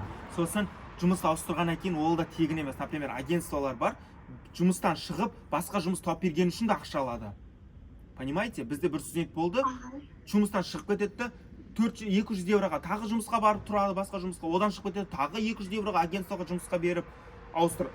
Сөйтіп, ақшасы бәрі агентствоға кетіп, бомж болды өзі, күйіп жылап, түксіз мұрнында бүйтіп қайтты. Негізі олайықта екінші жұмыста болады. Германияда екі жұмыс жасай алмайсыздар. Бір ғана жұмыс, официально бір ғана жұмыс. Жұмыстар үлкен қалаларда бола ма? Әртүрлі. Қалаларда болуы мүмкін, үлкен қалаларда, городоктарда, даже ауылдарда болуы мүмкін. Мысалы үшін ауылдағы кафешкаларға, ауылдағы ресторандарға, ауылдағы аграрный жұмыстарға. Вот. Саламатсыз ба? Мен сұрағым бар еді. Мен сұрағым тіл бойынша. Мен мысалы қазір немецкий тілді білмеймін да. Мен енді оқып бастап жатырмын. Сіздерде мысалы отбор қай уақыттарда басталады? Сол кезде мысалы обязательно тілді білу керек дедіңіз да, яғни разговорный речь. Қараңыздаршы, Гүлназ, басқа студенттерді. Мен үлгерем ба сол уақытқа? Мысалы мен қазір үйреніп жатсам, сіздер отбор алып жатқан кезде үлгерем ба тілді меңгеруге? Октябрь, ноябрь, декабрь, январь, февраль, март. 6 ай. 6 ай уақытыңыз бар сіздің. Мартқа дейін. 6 айда А2-ні бітіруге болады. Бірақ нормальный бітіру керек. Өзіңізге қарауыңыз керек. Сабағым қиындап кетті, бейтіп қалдым, жігітім жүр бермей қалды, оқымай қалдым, қылтың сылтың болмаса, смело болады. Мен гарантия берем оған, жақсы оқысаңыздар. Бір, екіншіден, қараңыздар, достар, обязательно неміс тілі білу керек деген критерий жоқ. Болса зор. Бұл жыл болмағандар қиын болды. Вот, мен өзім білмей келгем, маған қиын болған. Өйткені неміс тілі қажет етпейтін, бутылка сортировка сондайды істегенбіз да. Гемюзе сортировка бар, яғни холодильникте мынандай малиналарды бет-бет істедім, суықта істейді мысалы үшінші. Не болсам, аграрный жұмыстар. Аграрный жұмыста мұндай өлген қиыншылығы жоқ. Бірақ өзі жарысы қиыншылығы бар да. Вот. Германияның погодасын қарап тұрыңыздар. Мен қазір ашық аспанда отырмын. Ешқандай күн жоқ. Потому что бұл жерде жаңбыр жауып кету шансы өте жоғары да. Жаңбыр жауып кеткен кезде сіздерді жұмысқа шығармай қоймайды. Жұмысқа шығарады, үстіңізге клемка кигізіп, аяғыңызға боти кигізіп қойып. Давай дейді. Ол жағы да бар. Яғни документ тапсыру примерно сол марттың кездерінде. Документ тапсыру октябрьда болады.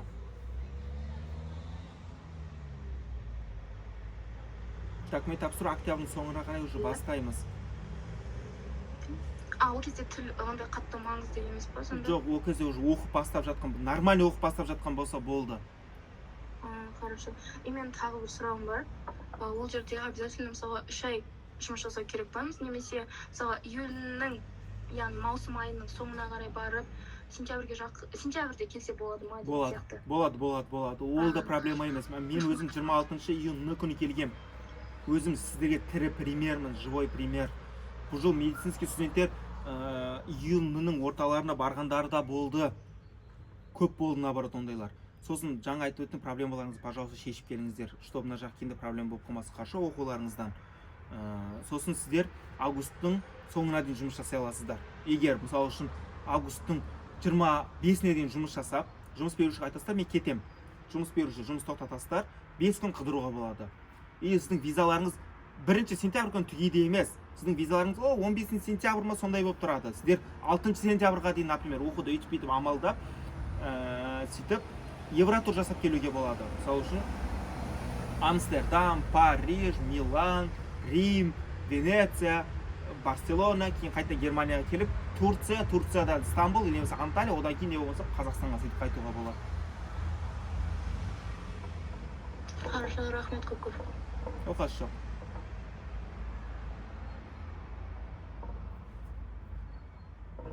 Мен тағы бірдеңе айтып жіберейінші. Мен басымдығы жағында дұрыс ести алмай қалдым да кейбір ақпараттарды қысқа бүйтіп маңызды деген іліп айтып кете аласыз. Міне осы сондай іліп айтып кетпеу үшін мына жерде камера жүріп жатыр, ютубқа салам бүгін кешке. Сол кезде көріп аласыздар. Рахмет. Хорошо. Тағы кімде сұрақ бар? ютубқа бірақ сұраққа жауап беріп кетпеймін мен. Сол үшін осы жерде сұрақ қойып қалыңыздар. Қараңыздар, не үшін сұрақ деп жатырмын? Біріншіден сіздердің қойған сұрақтарыңыз маған жауап табуға шанс болады. Мынаны айту керек екен ғой деп. И сіздердегі сұрақтар басқа студенттерде де сондай сұрақтар болады. Сол үшін қысылмай, жасырмай сұрақ қойып алыңыздар. Аға, ертең мысалға сіз страховка қосасыз ғой. Құдай қаласа. Сол ертең сіз төленетін услуга төленетін соның ішіне кіреді. Кіреді ма? Құдай қаласа, сондай істеу жұмысымда, ойымда бар, ниетімде бар. Өйткені болмасам, студенттер 45 мыңдай ма страховкаға төлеген кездерде болды. Ай, 5 күн қыдыруға аз емес пе? Мен мысал ретінде айтып отырмын. 10 күнге дейін алсаңыздар болады. Например, 25-не кетсеңіздер, сіздер қыдырмайсыздар ма? Бір ана визаларыңыз бар сіздердің 15-не дейін. 10-на дейін қыдырыңыздар. 15 күн. Шаршап кетесіздер ана жерде қыдыра беріп бар ғой. Амстердамға 1 күн жетеді. Парижге 1 күн жетеді. Венецияға 1 күн көп. Даже бар ғой. Римге барасыздар, Миланға барасыздар. Германияда 3 айдың ішінде Германияның өзін итак айналып тастайсыздар. Мысалы үшін Франкфуртқа келесіздер, Штутгартқа барасыздар, Милан, Берлин, ол. Ағай, біз Германияға виза алып тұрдың ғой, енді одан кейін біз деген неге Америкаға бара алмаймыз, иә? Сізді шыға алмаймыз қыдыруға, иә? Жоқ, ол шенгенский зонаға ғана. Бірақ сіздердің виза историяларыңыз зор болады. Например, Құдай қаласа виза алғаннан кейін бар ғой, андай қылып қоймасаңыздар. Оны бұзып алмасаңыздар, визаны өткізіп алмасаңыздар, мысалы үшін депортовка өтпесеңіздер, штрафқа түсіп қалмасаңыздар, виза история, кредит история сияқты ғой, виза история дегенде. Зор болып тұрса, алдағы уақытта Америкаға тапсыруға шанс болады ол.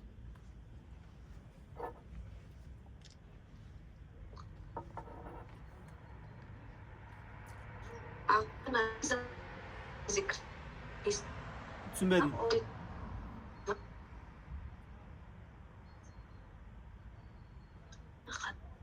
Мен қатып тұрмын ба, или соқыз қатып тұрма?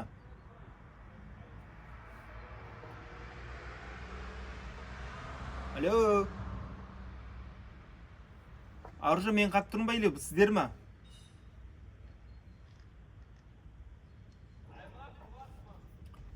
Жоқ, мына жағы істеп тұр, кәдімгідей. Аян тыңдап тұрмын.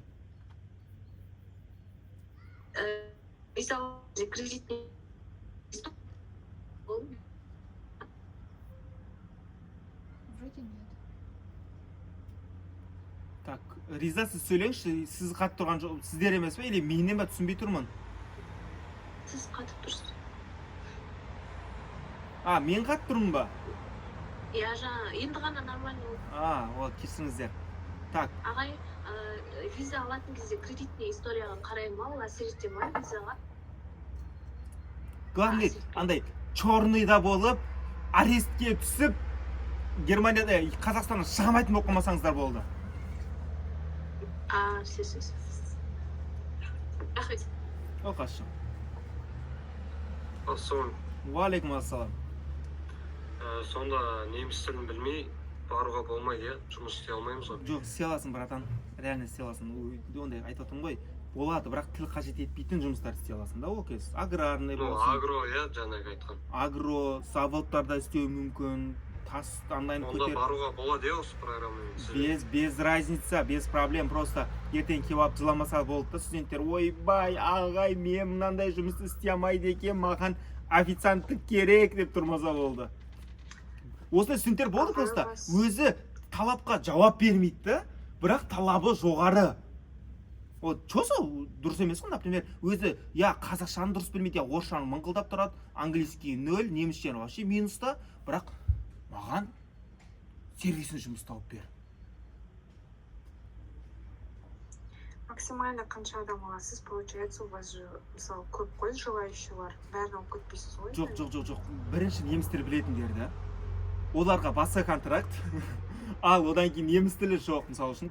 Шыны керек, мен сияқты ауылдың балдары бар. Болады ғой ондай. И который барғысы келетін. сондай балдарға оған басқа контракт и мынандай жаздырып алатын, соған подпись қойдырамын, что жұмыстың қиыншылығына жатып жауапкершілікті мен өзіме аламын, чтоб жыламаймын деген мағынада. Өйткені осы жыл агроға барған, таң қалған қыздар жыламай істеп жатыр да, ұлдар жылап жүргенін көрдім да. Соларға отдельный подпись қойдырып алып, чтобы маған да ешқандай әңгіме болмау үшін, оларға да плюс болу үшін барады, олар жұмысын істейді, все. Вот, болады, без проблем, реально айтып тұрмын. Болмайды деген қатып қалған қағида жоқ. Неміс тілі білсеңіздер, өздеріңіздер жақсы ғой. И тағы да бірдеңе айта кетейін. Неміс тілін ферен жоп үшін ғана үйренбеңіздер. Ол 3 айда өтеді кетеді. 3 ай ғана бітіп кетеді. Мысалы үшін мені қазір студенттер 1 жыл бұрын ойбай өліп дайындалып жүргендер, міне қазір сентябрьда депрессияда жүр. Германияға үйреніп қалдық, ағай Қазақстанға келіп түсіне алмай жүріп, не болып қанын басқа деп та. Өйткені мына жақта өмір жоғары еді ғой, басқа деп. Хотя агрода жүрген болсақ та деп қойып. Енді сондай студенттер Германияға медик болып келуге дайындалып жатыр да. Приоритетті сондай қойыңыздар, пожалуйста. Неміс тілін осы жаққа келіп көбейтіп алып, күшейтіп алам деген мақсатташы. Жұмыстан кейін мен не істейтін едім, мен баратын едім, work and travel кезінде ше. Жұмыста бір 2 жарыммен шығатын болсақ, адам көпшілік отыратын жер, сырттағы басқа, вокзалдың қасында, библиотекаға көп, кітап магазинге сол жерге кіретін едім да. 1-2 андай неміске сөздер біліп алар едім да. Ich will mit dir kennen zu lernen деп қояды, мен сенімен танысуды қалаймын деп қойып тұрып, du siehst sehr gut aus деп қойып тұрып, бәрін жүре беретін, типа вы выглядите очень красиво деп бастайсың. Немістер ешқашан отказ бермейді сіздерге. Ой, жоқ, бар кет демейді. Ой, шетелдік деп біздегілер шығады ғой, ойбай орыс деп ше. Сондай бұл жақта жоқ, наоборот, зор сөйлеседі. Ақшаларды ауыстырып аламыз ба? Или соқта Каспи деген система, Каспи деген система бар ғой? Положение. Жоқ, ақшаларыңыз желательно евроға ауыстырып алыңыздар. Жақсы. Каспимен де болады, без проблем. Просто сәл процент ұстайды да. Саламатсыз ба ағай? Саламатсыз ба Айда.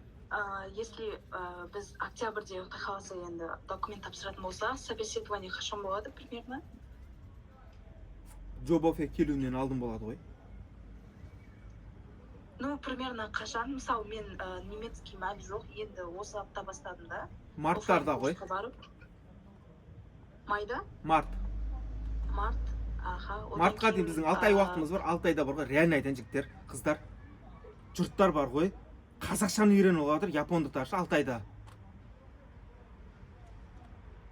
Жақсы удар қойса үйреніп алса болады. Бізде жұмыс күн 5 күн бола ма, 6 күн бола ма? 5 күн болуы да мүмкін, 6 күн болуы да мүмкін, жұмыс уақыты көп болуы да мүмкін. Мысалы үшін 40 сағат емес, одан көп істеп қалуларыңыз мүмкін.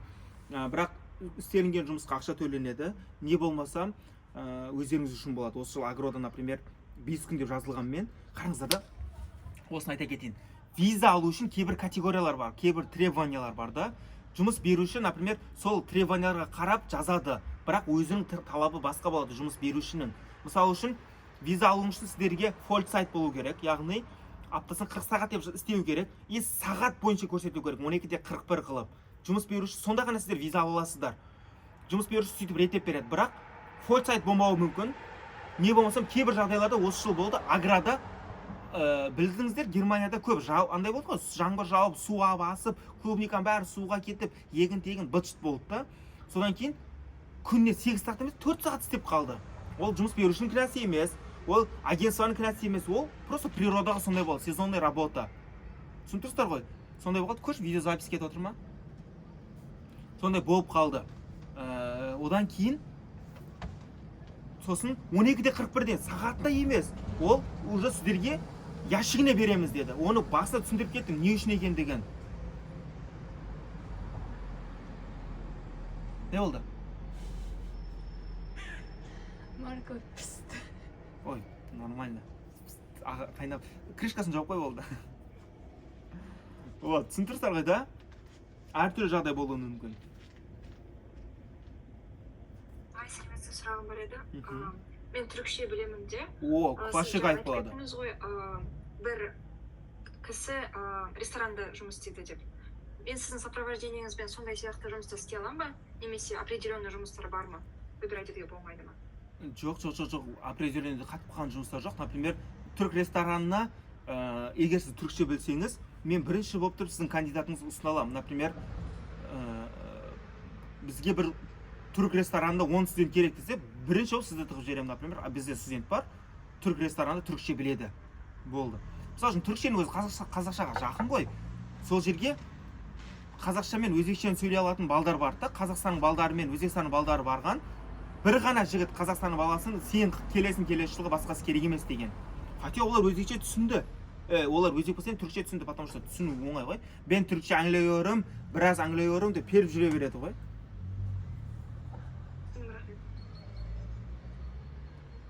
Оқасы жоқ.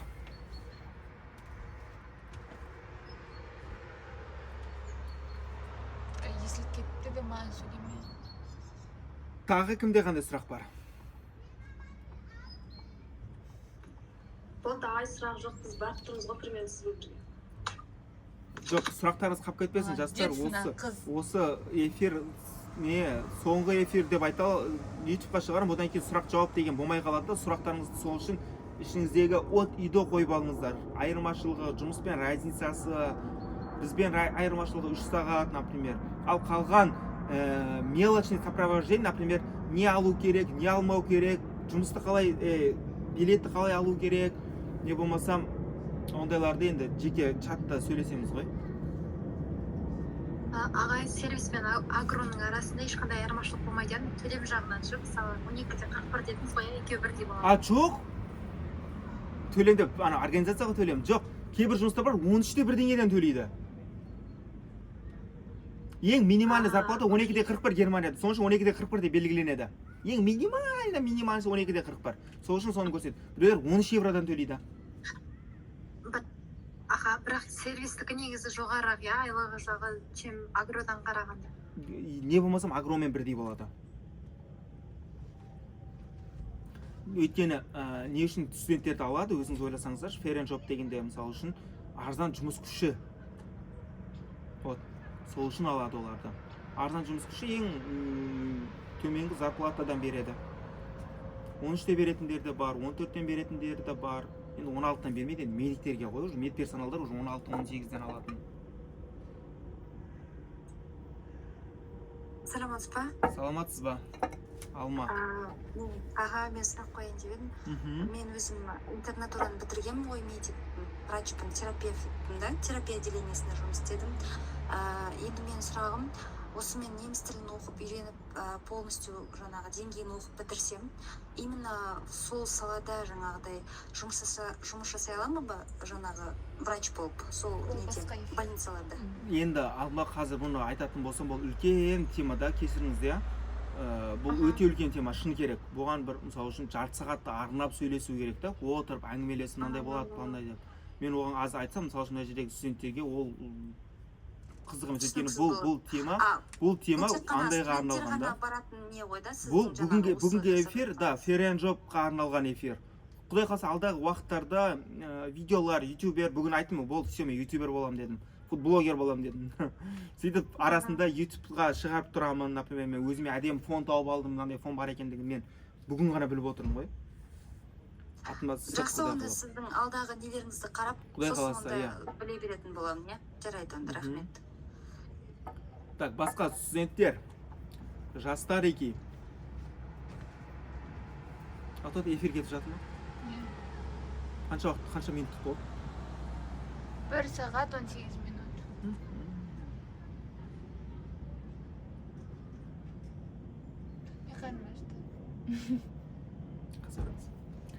Сұрақтарыңыз болмаса, жастар, не қыла берейік, аяқтай берейік біз. Нұрайым, сіздің сұрағыңыз бар шығар? Саламатсыз ба, ағай? Саламатсыз ба? Дауыс естіліп тұр ғой, Конечно. Оразбек ағай, мен осы жаңа ғана кірдім да, неге сіз дұрыс болмай көрмей қалдым. Сіздің қазір болып жатқан эфир сақталады ма? Біз басымыздан көре аламыз ба? Иә, конечно, сақталады. Ой, Нұрайым, сіз басқа Нұрайым екенсіз ғой, мен сәл қалды сіздің прикол ұстап жүремін. Америкаға барған біз Нұрайым деген студентіміз бар еді. Что там, Америкаға Джек қалай деп айтамын деп тұрғам ғой. үлгермей қалдыңыз. Иә, мына жоқ, мына жерде эфир кетіп жатыр. Эфирді шығарамын. 1 сағат 18 минуттық болды деп айтты. Қазір оны білмеймін, мен түнімен загрузить ететін шығар. Просто сол қайтадан сұрақ қоймай қойын деген ғой, если эфир шығатын болса. Ал басынан бастап тыңдап отырғандар болса, сұрасаңыздар болады.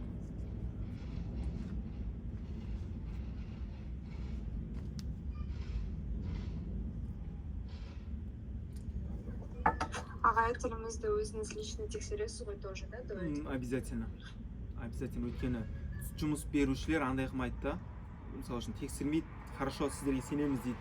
Но осы жылғы сабақтарды ескеру айтатын болсам, тексермесе болмайды, студенттерге пофиг болып кетеді, оқып жатырмын ғой деп жүре береді. Получается, сначала тіліңізді тексересіз, и уже тіліңізге қарай өзіңіз будете направлять, да? Бұйырса, иә. Пожалуйста, нормальный тіл болу керек. Хотя бы kannst du bitte selbst vorstellen десе, иә, natürlich деп басып кететін дейді да. Менің атым осындай, осы жақтан келгем, осындай ниетім бар, осындай досым бар, мынандай опытым бар деп айта алатындай да енді. Чисто разговорный. Хорошо. Ағылшын болса, ағылшын болса зор, ағылшын болса кайф. О, айтады ғой, ағылшын болса шанс көп. Ағай, ол тілді тексеру мартта ғой, иә? Құдай қаласа. Егер олға дейін тексеріп қалмасақ. Постоянно студенттер барып жүрген жерге барып жұмыс жасаймыз ғой, иә? Или әр жылы әртүрлі жерге барып жұмыс жасаймыз студенттер? Әр жылы әртүрлі, көбінесе әртүрлі жерге барып жұмыс жасайды.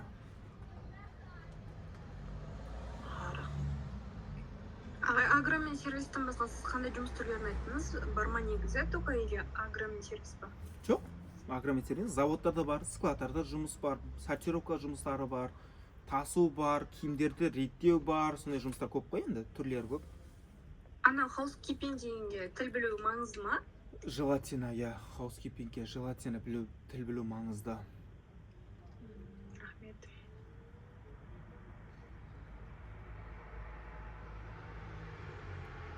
Все, жастар, сіздердің сұрақтарыңыз болмаса, біз эфирімізді аяқтай беріп, өзі 1,5 сағатқа созылды. Басқа сұрақтар болса, не болмасам, түсінбеген жерлеріңіз болса, қайттан көріп болса, эфирден көріп аласыздар, YouTube-қа шығарып қоямын, ферен жоқ деп нан жағылып, түнімен болсын загрузить етіп қойып. Не болмасам, енді білмеймін, жеке чат ашып қоямыз, сол жерде түсіндіріп кететін боламын. Как раз мені бүгін эфирді істей алмай жүрген едім. Все, рахмет уақыт бөлгендеріңізге. Сәттілік оқуларыңызға. Аман болыңыздар.